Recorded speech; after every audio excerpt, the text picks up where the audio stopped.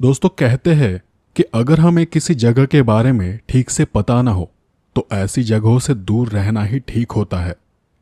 खास करके तब जब कोई जगह भूत प्रेत से संबंधित हो या लोगों में उस जगह के बारे में कई तरह की बातें चल रही हो कि न चाहते हुए भी हमें ऐसी जगहों पर जाना पड़ता है, या फिर यूं कहें कि वो जगह हमें अपनी तरफ आकर्षित करती है।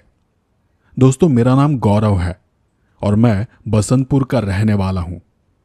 ये कुछ 8 से 10 साल पहले की बात है। मैं और मेरा दोस्त मानव, हम दोनों भी उसकी बहन की शादी के कार्ड आसपास के गांव जाकर उनके रिश्तेदारों में, सगे संबंधियों में बांट रहे थे। वहीं किसी एक गांव में एक पुरानी बंद पड़ी हुई मिल थी जिसके बारे में लोगों में तरह तरह की बातें फैली थी। मतलब वहां रात में किसी औरत का साया घूमते हुए दिखाई पड़ता है।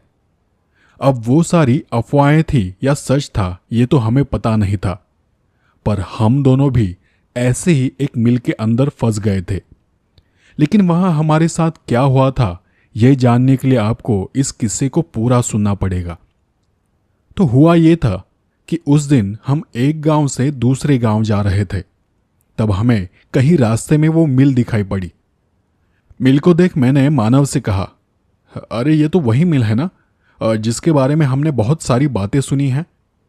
तो मानव ने गाड़ी चलाते हुए मुझे जवाब दिया, पता नहीं यार, मैंने भी कहाँ देखा है, मैं भी पहली बार इस तरफ आया हूं। मैं वहीं रुककर उस मिल को देखना चाहता था, लेकिन मानव को जल्दी थी और उसे जल्दी से शादी के कार्ड बांट कर घर वापस जाना था, इसलिए उसने बाइक को नहीं रोका। फिर वहीं के 2-4 गांव घूमने के बाद हम दोपहर के वक्त वापस आ रहे थे। हम एक बड़ी सी दीवार के करीब से गुजर रहे थे। मैंने मानव को टॉयलेट के लिए बाइक को एक साइड में खड़ा करने को कहा। अब इस बार उस मिल को देखने का हमारे मन में ख्याल भी नहीं था, लेकिन गाड़ी रुकने के बाद मैं रास्ते के साइड में उस ऊंची दीवार के पास चला गया। उस दीवार को लगकर बहुत सारी घास उगी हुई थी, लेकिन वहां एक भी पेड़ नहीं था। मैं वहीं एक जगह साइड में जाकर खड़ा हो गया। तेज धूप की वजह से मानव भी बाइक लेकर उसी दीवार की छांव में खड़ा था। मेरा काम होने के बाद मैं उसके पास चला गया और फिर मानव उस बाइक को चालू करने की कोशिश करने लगा, लेकिन बाइक तो स्टार्ट ही नहीं हो रही थी। अब वो भरी दोपहरी का वक्त था, तो उस जगह में डरने वरने जैसी कोई बात नहीं थी। हमने बाइक का सब कुछ चेक कर लिया। पेट्रोल भी ठीक था, ऑयल भी ठीक था, बस इंजन बहुत ज्यादा गर्म हो चुका था। आखिरकार मानव किक मार मार कर थक गया। उसके बाद कुछ देर मैंने भी ट्राई किया, लेकिन बाइक जैसी की तैसी खड़ी थी। तो मैंने उससे कहा, हम सुबह से बाइक पर घूम रहे हैं, शायद इसी वजह से इंजन बहुत ज्यादा गर्म हो गया है। चल धक्का देते हुए पास के किसी गांव चलते हैं। लेकिन तब मानव मुझसे बोल पड़ा, पागल है क्या, गांव यहां से 2.5-3 किलोमीटर दूर है, और कौन पागल इतना दूर बाइक को धकेलता हुआ लेकर जाएगा। मैं तो नहीं जाऊंगा, तुझे जाना है तो जा, लेकिन गाड़ी ठीक हो जाए तो वापस मुझे लेने यहां चले आना। हम दोनों भी उस वक्त इस बात को समझ नहीं पाए थे कि हम एक बुरे समय में एक बुरी जगह पर खड़े थे। घड़ी में 3:15 बज रहे थे। कहते हैं कि अगर किसी गलत जगह पर किसी गलत वक्त पर आप किसी बुरी शक्ति की नजर में आ जाओ तो वक्त रहते ही वहां से निकल जाना चाहिए, क्योंकि उसके बाद वो बुरी शक्ति, वो बुरी ताकत आपका कुछ भी बिगाड़ नहीं सकती। कुछ देर वहां खड़े रहने के बाद हम घनी छांव ढूंढते हुए थोड़ा आगे चले गए। आगे उसी दीवार को एक छोटा सा लोहे का दरवाजा था, जिसमें अंदर देखने लायक एक छेद बना हुआ था। मैंने उस छेद से अंदर झांक कर देखा तो अंदर एक बड़ा सा पेड़ था। दरवाजे को धक्का दिया तो दरवाजा आराम से खुल गया। वो एक छोटा सा 2.5-3 फीट का दरवाजा था। हम दोनों भी बाइक को दीवार के पास खड़ा कर गेट के अंदर चले गए। अंदर जाकर देखा तो अंदर एक बहुत बड़ी मिल थी। तो मानव ने मुझसे कहा, अरे ये तो वही मिल लगती है जिसे हमने सुबह देखा था। मैंने वहां का सन्नाटा महसूस किया और फिर मिल को देखकर उसे जवाब दिया, हाँ लगती तो वही है। सुबह जाते वक्त हम दोनों मिलके आगे की तरफ थे और अब शायद मिलके पीछे के हिस्से में है। मानव तब इतना डरा हुआ तो नहीं था, पर फिर भी घड़ी में देखते हुए उसने कहा, हमें कहाँ मिलके अंदर जाना है, अभी 3:15 बजे है। कुछ आधा एक घंटा यहीं इस पेड़ के नीचे आराम कर यहीं से निकल जाएंगे। मैंने आसपास देखा तो अंदर बहुत सारे पेड़ थे और सब दीवार के पास में थे। वहां पर बहुत ही घनी छांव थी और उतना ही घना सन्नाटा था। आगे दूर एक दीवार के पास मंदिर दिखाई पड़ रहा था, लेकिन अंदर जाकर हम कोई भी परेशानी मोल नहीं लेना चाहते थे, इसलिए हम वही पेड़ के पास रुक गए। मैंने भी मानव की बात को सहमति दर्शाई। हमने वहीं एक जगह को साफ किया और कुछ पत्ते बिछाकर उसी पर लेट गए। बाहर की गर्माहट के मुकाबले अंदर बहुत ज्यादा ठंड थी। वहां बहुत शांत और आराम लग रहा था। उस वातावरण में इतनी शांति थी कि हम लेटते ही नींद में चले गए। गौरव, गौरव, गौरव उठ, गौरव हमें जाना है। मानव की आवाज न जाने कब से मेरे कानों पर पड़ रही थी, पर मैं तो जैसे हल्के हल्के आसमान में उड़ रहा था। उसने मुझे जोर से मारते हुए नींद से जगाया। आंखें खोलते ही मुझे झटका सा लगा। देखा तो सब तरफ अंधेरा हो चुका था। मानव तब मुझ पर चिल्ला रहा था, गौरव, अरे गौरव उठ, अबे हमारी गाड़ी गायब है, न जाने कब से हम यहां सो रहे हैं। मुझे तो ऐसा लग रहा था जैसे मुझे कोई नशा सा हो गया हो। मैं भी लड़खड़ाते हुए वहां से उठ खड़ा हुआ। गेट के बाहर जाकर देखा। हमने जहां गाड़ी को खड़ा किया था वहां पर कुछ भी नहीं था। मुझसे ठीक से चला तक नहीं जा रहा था। दूर तक अंधेरा होने की वजह से दूर का कुछ भी दिखाई नहीं दे रहा था। तब मानव ने मुझसे कहा, भाई मुझे भी उठने के बाद काफी देर तक ऐसा ही हुआ था। न मुझसे उठा जा रहा था और न कुछ समझ आ रहा था। मैंने मानव से पूछा, टाइम क्या हो रहा है? मानव ने अपनी हाथ की घड़ी मेरे चेहरे के सामने पकड़ते हुए कहा, पता नहीं, घड़ी ठीक 3:15 बजे रुकी है। ठीक उसी वक्त जब हम यहां आए थे। आसपास देखकर टाइम का अंदाजा लगाना भी मुश्किल था। तो मैंने मानव से कहा, अच्छा चलकर पास के गांव जाते हैं। मानव ने मुझे संभालते हुए कहा, और फिर गाड़ी का क्या? मैंने मानव के कंधे पर हाथ रखकर उससे कहा, देख, ये सोच कि इतनी देर से हम यहां पर पड़े हुए थे, ऐसा लग रहा था जैसे हम पर किसी ने जादू टोना कर दिया हो। ये नींद नहीं थी, कुछ और ही था। हम दोनों वहां से निकलने के बारे में सोच ही रहे थे कि तभी हमें अंदर से पानी की आवाज सुनाई पड़ी। कहीं पर बहुत प्रेशर से पानी बह रहा था। मैंने फिर से उस लोहे के दरवाजे से अंदर झांक कर देखा। अंदर एक पेड़ के पास एक पानी का नल बड़ी तेजी से बह रहा था और आसपास अंदर की लाइट भी जल रही थी। तब मैंने मानव से कहा, अभी तो लाइट बंद थी ना? मुझे नहीं पता यार, दिमाग अभी भी काम नहीं कर रहा। मुझे लगा कि शायद मुझे ही वहम हुआ होगा।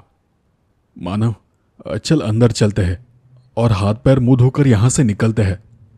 तो मानव ने मुझे टोकते हुए कहा, अबे तूने ही तो कहा था ना कि ये मिल भूत प्रेत से बाधित है।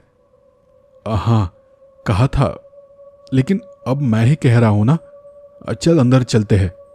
देख, मुझे नहीं पता कि वो यही मिल है या कोई दूसरी है, और अगर ये मिल बंद पड़ी होती तो यहां पानी क्यों आता और ये लाइट क्यों जलते? मानव ने भी मेरी बात को मानते हुए कहा, हो सकता है शायद अभी अभी कोई आया होगा, कोई नाइट शिफ्ट के लिए। वैसे भी हम दोनों मिलके पीछे वाले हिस्से में हैं। आगे की गेट की तरफ क्या है हमें कुछ पता भी नहीं। शायद अभी वहां कोई आया होगा। हम दोनों भी वहां से होते हुए मिलके अंदर चले गए। वही नल के पानी से अपना हाथ मुंह धोया और फिर आसपास देखने लगे। मिल को देखकर तो यही लग रहा था कि मिल कई सालों से बंद है। वहां किसी भी तरह की कोई भी आवाज नहीं थी। सब तरफ बस सन्नाटा था, गहरा शांत सन्नाटा। तब हमें किसी तरह के लोहे के घिसने की आवाज सुनाई दी। जैसे किसी पुराने गेट की होती है। हमने इधर उधर देखा, वहां पर कोई भी नहीं था। मानव ने कहा, चल रास्ता ढूंढकर आगे गेट तक जाते हैं, शायद वहां कोई होगा। हम दोनों भी अंदर से मिल के बीच के छोटे छोटे रास्तों से गुजर रहे थे। जब हम मिल की बड़ी और ऊंची दो दीवारों के बीच में थे, तब हमने एक अजीब सी आवाज सुनी, जिसे सुनकर मानव एकदम से शांत खड़ा हो गया। हम दोनों भी घबरा गए थे, क्योंकि उस आवाज के आते ही वहां के लाइट अपने आप ही झपकने शुरू हो गए थे। मानव ने डरते हुए मेरे हाथ को पकड़ लिया और मुझसे कहा, अब ये क्या हो रहा है? ये लाइट अपने आप बंद चालू कैसे हो रहे हैं? असल में मैं भी तब बहुत ज्यादा डरा हुआ था। मैं भी उसका हाथ पकड़कर वहीं खड़ा हो गया। तभी अचानक से सारे लाइट्स बंद हो गए। सब तरफ घना अंधेरा फैल गया। अब तो हम मिल के बीचों बीच आ चुके थे।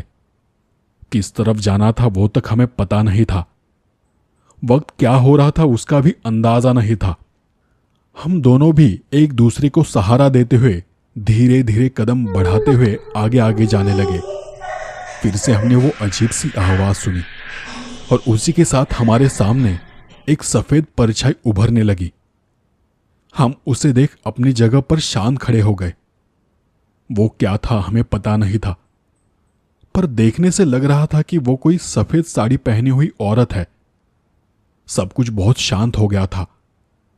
मानव घबराकर पीछे हटने लगा और पीछे हटते हुए उसने मुझसे कहा, यार ये वही पुरानी मिल लगती है जिसके बारे में हमने सुना है। मैंने उसे बस शांत खड़े रहने को कहा। न वहां कोई उजाला था और न ही बाहर जाने का कोई रास्ता नजर आ रहा था। हम उस अंधेरे में लड़खड़ाते हुए एक दीवार के पास चले गए और वहीं कहीं पर छुप गए। वो एक सीढ़ी थी, टूटी और जगह जगह पर उखड़ी हुई। हम उसी के नीचे छुपे हुए थे और फिर हम वही छुपकर आगे देखने लगे। वो औरत पीछे मुड़कर हमारी तरफ ही बढ़ रही थी। हम वो सब देखकर हैरान थे। मानव उसे हमारी तरफ आता देख बहुत घबरा गया। अबे वो तो हमारी तरफ ही आ रही है, देख वो भूत है और उसे ये जरूर पता होगा कि हम यहां छुपे हैं। और इतना कहकर वो वहां से भागने लगा। मानव जैसे ही वहां से भागा, वो परछाई तेजी से सरकती हुई उसके पीछे चली गई। वो देख मेरे तो पसीने छूट गए, लेकिन मेरी हालत ऐसी थी कि मैं किसी बर्फ की तरह वहीं पर जम गया था। न जाने वहां क्या होने वाला था। मानव भागते हुए अंधेरे में ही कहीं गायब हो गया और उसके पीछे वो परछाई भी। कुछ देर बाद मैंने एक चीख सुनी। वो आवाज मानव की थी, पर पता नहीं कि उसके साथ क्या हुआ होगा। उसके बारे में सोचकर मेरी धड़कनें तेज हो रही थी। शरीर थरथराने लगा था। आगे क्या करना है मुझे कुछ समझ नहीं आ रहा था। मैं चुपचाप अपनी जगह पर ही बैठा हुआ था। कुछ 10-15 मिनट बीतने के बाद लाइट्स फिर से अपने आप चालू हो गई। मैं अब भी वहीं पर सिकुड़कर बैठा हुआ था। तब मुझे कहीं से बाइक की आवाज सुनाई पड़ी, जैसे कोई बाइक को स्टार्ट कर रहा था। कौन था पता नहीं, वो शायद मानव था या कोई और था। तब मैं ये सोच रहा था, वो जो कोई भी हो, मुझे उसके पास जाना होगा और तभी मैं यहां से निकल पाऊंगा। लाइट की हल्की पीली रोशनी हर तरफ फैली हुई थी। मैंने वहीं से छुपते हुए एक नजर बाहर देखा। वहां आसपास कोई भी नहीं था। मैं वहां से थोड़ा बाहर निकलकर खड़ा हो गया। तभी एक बाइक तेजी से मेरे पास से गुजर गई। मैंने उसे आवाज देने के लिए अपना हाथ उठाया ही था कि अगले ही पल मुझे एहसास हुआ कि वो तो सिर्फ एक बाइक थी। उसे चलाने वाला उस पर कोई नहीं था। वो अपने आप ही चल रही थी। मैं वापस से जाकर सीढ़ी के पीछे छुप गया। तब मुझे याद आया कि दोपहर को जब हम अंदर आए थे, तब मुझे एक दीवार के पास एक मंदिर दिखाई दिया था, जो कि अंधेरे में हमें कहीं भी नजर नहीं आया था। मतलब यहां जरूर किसी भूत का साया है। मैं वहीं पर छुपकर आगे क्या करना है इसके बारे में सोचने लगा। तब फिर से तेज आवाज करते हुए वो बाइक मेरे सामने से गुजर गई। उसके कुछ देर बाद मुझे मानव की आवाज सुनाई पड़ी। वो कहीं से मुझे पुकार रहा था, लेकिन फिर भी मैं बाहर नहीं निकला, क्योंकि मुझे पता नहीं था कि वो सच में मानव है या कोई और है। मैं ये ठीक से जानता था कि मानव को ये ठीक से पता है कि मैं कहाँ छुपा हुआ हूं। इसलिए मैं उस सीढ़ी की जगह से निकलकर एक दीवार के पास चला गया, जहां पर मुझे एक बड़ा सा छेद दिखाई दे रहा था। उसी के पास एक आईने का बड़ा सा कांच का टुकड़ा था। मैं उस छेद के अंदर जाकर बैठ गया और उस कांच के टुकड़े को खींचकर छेद के सामने रख दिया, ताकि अगर मानव वहां से गुजरे तो वो मुझे देख न सके। लेकिन वहां से मुझे बाहर का सब कुछ साफ साफ दिखाई पड़ रहा था। तभी मैंने देखा कि मानव एकदम शांत, बिना आवाज किए उस सीढ़ी की तरफ बढ़ रहा था, एकदम चुपचाप, जैसे कोई जानवर अपने शिकार की तरफ बढ़ता है। वहां जाते ही वो वहां की चीजों पर झपट पड़ा। वो गुस्से में वहां की चीजों को यहां वहां फेंकते उधेड़ते हुए मुझे ढूंढ रहा था। जब मैं उसे वहां नहीं मिला तो वो गुस्से में चिल्लाने लगा। उसका वो अवतार देख मैं इतना तो समझ गया था कि ये मानव नहीं है, मानव के शरीर में कोई और ही है। मैंने उस कांच के टुकड़े से अपने आप को ठीक से ढक लिया ताकि वो मुझे देख न सके। मानव चीखता चिल्लाता दौड़ता हुआ वहां से चला गया। वो फिर कहां गया मुझे पता नहीं चला। उसके जाने के बाद मैंने अपने आप को फिर से शांत किया और सोचने लगा कि अपनी जान बचाने के लिए मुझे क्या करना होगा। काफी देर इंतजार करने के बाद ऐसा लगा कि सब कुछ शांत हो गया है। मैं धीरे से उस छेद से बाहर निकल आया। बाहर निकलकर मैंने यहां वहां देखा, वहां पर सब कुछ शांत था। फिर मैंने दीवार से सटकर धीरे धीरे आगे बढ़ना शुरू किया। मैं अपने आप को छुपते छुपाते उस जगह की तरफ जाने लगा जहां से हम उस मिल के अंदर आए थे। पर जब मैं पीछे के हिस्से में पहुंचा तो पीछे बड़ी सी दीवार को देखकर हैरान रह गया। एक तो वो दीवार इतनी ऊंची थी कि उसे फांद कर जाना कठिन था। दूसरी बात यह कि वहां इतने सारे पेड़ थे कि उनके बीच उस छोटे से दरवाजे को ढूंढ पाना मुश्किल था। वो करीब करीब 300 से 400 मीटर दूर तक फैली एक लंबी दीवार थी। वहां पर मैंने जो मंदिर देखा था वो भी अब कहीं नजर नहीं आ रहा था। दीवारों के कोनों में बस घना अंधेरा था। मैं फिर भी दीवार से सटकर सरकता हुआ आगे आगे जाने लगा और तब ऊपर कहीं से मेरे शरीर पर कुछ मिट्टी और सीमेंट के कुछ टुकड़े गिरे। मैंने अपना सर उठाकर ऊपर देखा। ऊपर छत पर मानव खड़ा था और वो मुझे हंसते हुए अजीब तरह से घूर रहा था। उसकी हंसी देख मैं समझ गया कि मैं फंस गया हूं। न जाने कब से वो मुझे देख रहा था। उसे देख मैं तेजी से उस दिशा में भागने लगा जहां मैंने उस मंदिर को देखा था। मानव कूदते हुए ही ऊपर से नीचे आ गया। मैं अपनी पूरी ताकत लगाकर दौड़ रहा था। मानव दुगनी तेजी से मेरी तरफ झपट पड़ा, पर वो मुझे पकड़ पाता तभी मेरा पैर किसी चीज से टकरा गया और मैं नीचे गिर पड़ा। मानव अपनी जगह पर ही रुक गया था। मैं किसी जानवर की तरह घबराया हुआ दर से झटपटा रहा था। मेरा शरीर मानव को देख थरथरा रहा था। मेरी हालत बिल्कुल वैसी थी जैसे किसी जानवर की मरने से पहले होती है। तब मानव मुझे अजीब तरह से घूरने लगा। मैं उसके पैरों के ठीक पास पड़ा हुआ था। रोते गिड़गिड़ाते हुए उससे अपनी जान की भीख मांग रहा था। और वो था जो मुझे देख बस हंस रहा था। तब उसने एक बड़ी ही अजीब आवाज में मुझसे कहा, मेरे साथ चलो, मैं तुम्हें मोक्ष दिलाऊंगी। तुम मेरे साथ आओगे तो मैं तुम्हारे दोस्त को छोड़ दूंगी। मुझे मेरी मौत मेरे सामने दिखाई दे रही थी। बचने का कोई उपाय नहीं था। वो मंदिर कहाँ था मुझे पता नहीं था। मेरे सामने अब बाहर जाने का दूसरा कोई भी रास्ता नहीं था। मैं थका हारा वहीं पर पड़ा हुआ अपनी मौत का इंतजार कर रहा था। इतना तो पता था कि वो मुझे भी नहीं छोड़ेगी और मेरे दोस्त को भी नहीं। पर कुछ देर बाद भी मैंने देखा कि मानव के अंदर की वो आत्मा मुझे अपने पास बुला रही थी। जबकि मैं बस उससे एक दो कदम दूर था। वो चाहती तो एक झटके में मुझे पकड़ सकती थी, लेकिन फिर भी वो मुझसे दूर खड़ी थी। पता नहीं कि वो किस बात से डर रही थी। मैंने वहीं पास की एक चीज का सहारा लेते हुए खड़े होने की कोशिश की। जब मैंने उसे छुआ तब मुझे पता चला कि वो एक बैल का आकार है। मतलब कि मैं भगवान शंकर जी के नंदी के पास पड़ा हुआ था और शायद मैं मंदिर के अंदर था, इसीलिए वो आत्मा अंदर आने से डर रही थी। मैंने उस मूर्ति को ठीक से छू कर देखा। वो सच में भगवान शिवजी का नंदी था। वहां मुझे कुछ भी इतना साफ दिखाई नहीं दे रहा था, पर मैं अंदाजा लगाने की कोशिश करने लगा कि अगर नंदी का मुंह पीछे की तरफ है, मतलब भगवान शिवजी की पिंड यानी शिवलिंग भी पीछे ही कहीं होना चाहिए। मैंने अपने पैर से टटोल कर देखा। मैं मंदिर के सीढ़ी के पास खड़ा था और शायद उसी से टकरा कर मैं नीचे गिर पड़ा था।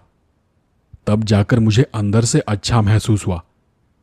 मैंने खड़े होकर अपना एक हाथ आगे बढ़ाया, उसे ऐसा जताने के लिए कि मैं तुम्हारे साथ आना चाहता हूं। पर मेरे हाथ बढ़ाने के बावजूद वो आत्मा पीछे हट गई। फिर उसने गुस्से में ही कहा, बाहर आओ वरना मैं इसे मार दूंगी।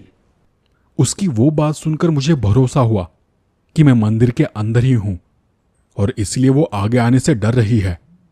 फिर मैं हिम्मत कर थोड़ा सा आगे बढ़ा और एक झटके में भगवान शिवजी का नाम लेते हुए पूरी ताकत से मानव के शरीर को अपने दोनों हाथों से लपेट लिया।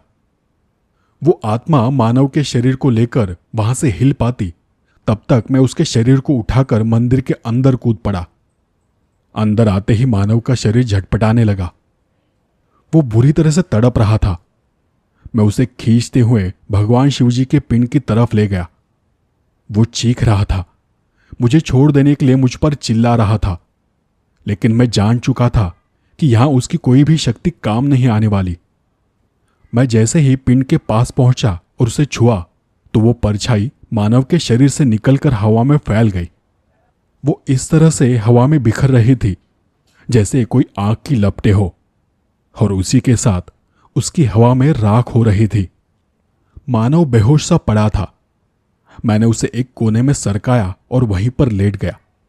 उस वक्त मैं ये सोच रहा था कि दोपहर को उस पेड़ के नीचे सोने के बजाय अगर हम इस मंदिर में आकर सोए होते तो हमारी ये हालत न हुई होती। सुबह होने तक हम वहीं पर पड़े रहे। सुबह सुबह एक पुजारी ने आकर हमें जगाया। हमें जगाकर उन्होंने हमसे पूछा, तुम्हारी ऐसी हालत कैसे हुई? तब मैंने रात हमारे साथ हुए हादसे के बारे में उन्हें बताया। उस वक्त उन पुजारी जी ने हमें उस मिल का किस्सा सुनाया कि कई सालों से किसी औरत की परछाई उस मिल के अंदर रह रही है। वो कौन है, यहां क्यों आई है और कैसे आई है, किसी को कुछ पता नहीं, पर उसी की वजह से ये मिल धीरे धीरे बंद पड़ गई थी। बस एक बात थी कि जिसने उसे रोक रखा है, और वो ये भगवान शिवजी का मंदिर है। इसलिए वो पुजारी जी हर रोज यहां आकर भगवान शिवजी की पूजा करते हैं। इस मंदिर ने कई लोगों की जान बचाई है। पुजारी जी ने हमारी वहां से निकलने में मदद की। हमने बाहर जाकर देखा तो हमारी बाइक भी टूटी हालत में वही गेट के पास पड़ी हुई थी। उस दिन हम किसी तरह से अपने अपने घर चले गए, लेकिन उस दिन के बाद से भगवान शिवजी के लिए हमारे मन में पहले से ज्यादा भक्तिभाव निर्माण हो गया था। दोस्तों, ये थी गौरव जी की कहानी। तो चलिए अब दूसरी कहानी की तरफ बढ़ते हैं। आज की दूसरी कहानी हमें भेजी है संदीप यादव जी ने। तो अब यह कहानी उन्हीं की जुबानी। मेरा नाम संदीप यादव है और मैं मध्य प्रदेश का रहने वाला हूं। यह कहानी कुछ साल पहले मेरे पिताजी ने मुझे सुनाई थी। ये वो वक्त था जब हमारे ही नहीं बल्कि आसपास के सभी गांव के लोगों में एक चुड़ैल का डर फैला हुआ था। कहते हैं कि वो चुड़ैल रात में यहां वहां घूमते हुए अपने शिकार को ढूंढती रहती थी। वो किसी का भी रूप लेकर लोगों को गुमराह करती थी और फिर उन्हें अपने ठिकाने पर ले जाकर मार देती थी।